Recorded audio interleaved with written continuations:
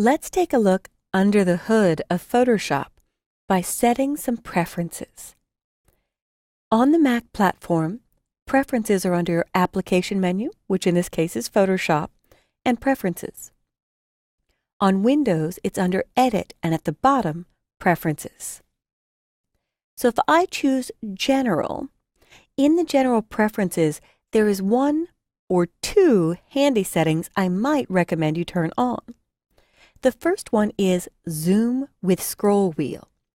And if I click it and hit OK, now I can use the wheel on my mouse to zoom in to this rainbow. And it's wheeling or zooming as I push my finger up on my mouse wheel. As I slide down, it zooms out, and my mouse is pretty fast, so it can jump on me rapidly.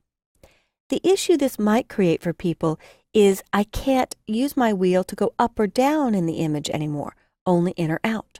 So instead of doing this a long way, clicking the hand tool and moving my screen, I'm going to use a power user trick and hold down just my space bar. On every tool, except when typing, because that would put in spaces, but on every tool in Photoshop, the space bar will temporarily give you the hand tool. So I can click and drag and move around to different spots of my image. To see the entire image again, I'll choose View, Fit on Screen, or I love Command-0 on the Mac or Control-0 on Windows. I always remember zero it out, show me the whole photo. Now I want to demonstrate this next setting before I turn it on. I'll go to my magnifying glass or zoom tool and I'll click on this birdhouse.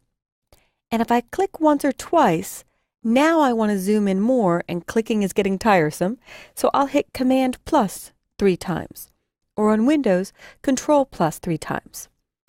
But sadly, that only zoomed to the sky, and my intent was to zoom on the birdhouse.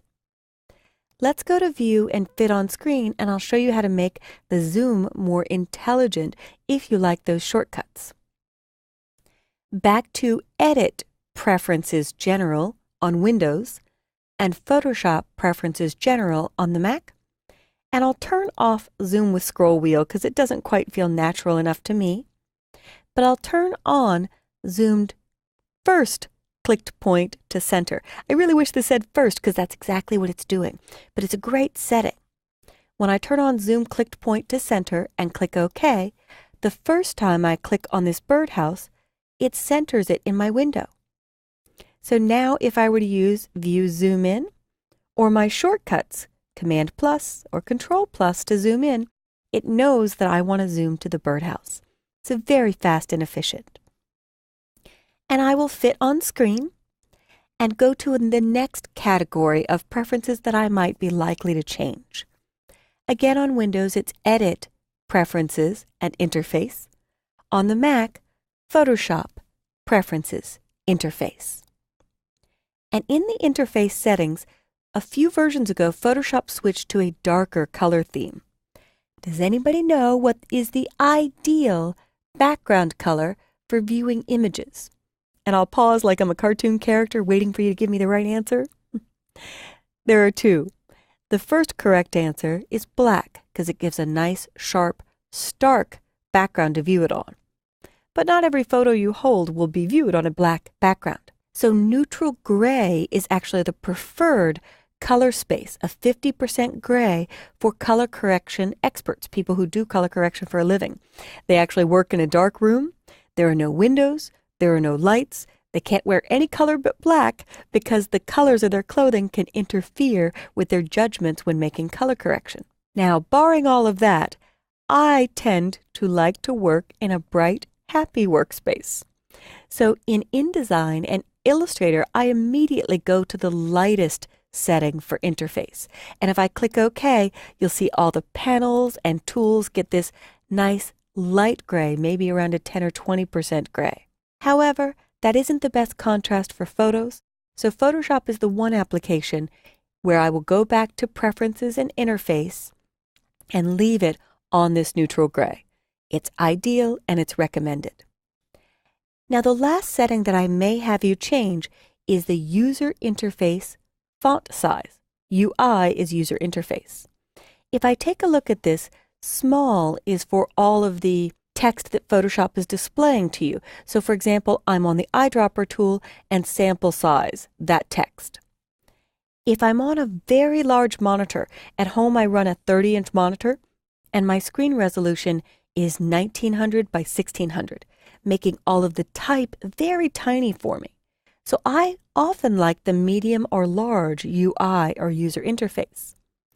If I choose large, I will have to quit Photoshop, and I'll click OK and exit or quit Photoshop, and the next time I launch it, it will be larger for the options bar and other portions of the user interface. So here we go. Now, if I look at the selection tool, there's feather nice and large.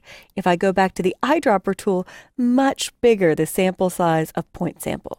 But for the sake of this recording, I do all of my video recordings at a resolution of 1280 by 720, so the font sizes are plenty big for me. So I'm going to go back to Preferences and Interface and set that to small. I will have to start Photoshop again. The last setting I want to show to change here is Show Channels in Color. Now, color channels are where your red, green, and blue is stored.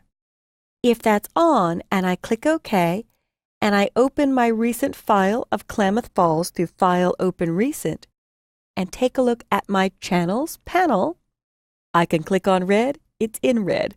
Click on green, it's in green, and blue is in blue, or click the letters RGB to go back to color. Back to Preferences and Interface, if you don't want them in color, you can turn that off, and now you just get shades of gray, which actually is a handy little trick to go straight to grayscale from the best contrast of one of these shots. I really often tend to like the green for contrast, but in this one the red might be a little bit better, although a little bit noisy. So we'll finish off with a newer setting. In Photoshop Preferences, Sync Settings, or Edit Preferences, Sync Settings, you can now sync all of your Creative Cloud application settings to Adobe's cloud.